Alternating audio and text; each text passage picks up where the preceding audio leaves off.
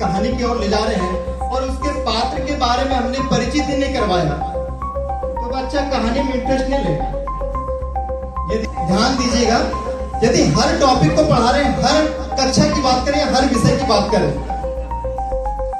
तो आपको उसको पूर्व ज्ञान से जोड़ना जरूरी है।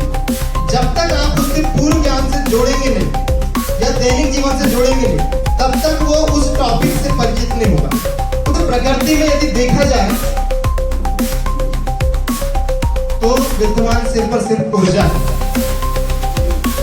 ईश्वर यदि हम जिसकी बात करते हैं पता नहीं है या नहीं, ये भी नहीं कह सकते कि नहीं है और ये भी दावा नहीं कर सकते कि है, लेकिन हम मानते हैं कि प्रकृति जो है एक ईश्वर है और ऊर्जा के रूप में है। ईश्वर एक ऊर्जा के रूप में है। अब यदि इस प्रकृति में जो ऊर्जा है तो इसे हम दो भागों में देखते हैं। वो सिर्फ और सिर्फ दो भागों में है।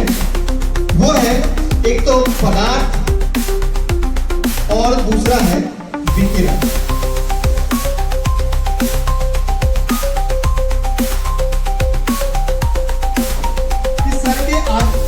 आगे का भाग मतलब फेस वाला भाग जो एन ध्रुव है और सर के पीछे का पीठ वाला भाग को क्या मान लीजिए आप एस ध्रुव। मतलब कि हमारे पास में एक क्षण चुंबक है। एग्जाम्पल के लिए मान लीजिए कि एक क्षण चुंबक है। यदि हमने दोनों सर को अलग कर दिया, सर आप साथ में जाइए, उन्हीं के पूछ रहे।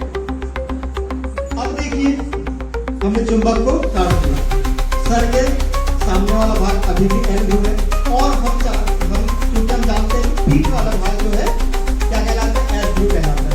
अभी भी एक चुंबक है। इसी प्रकार से यदि यहाँ पर चर्चा करें, ये एक भाग हो गया, ये एन ध्रुव और पीठ वाला भाग जो कि हम एस ध्रुव होते हैं, अभी भी एक चुंबक। ऐसे यदि आप इनको भी अलग कर दें तो फिर भी सर के सामने का भाग क्या है,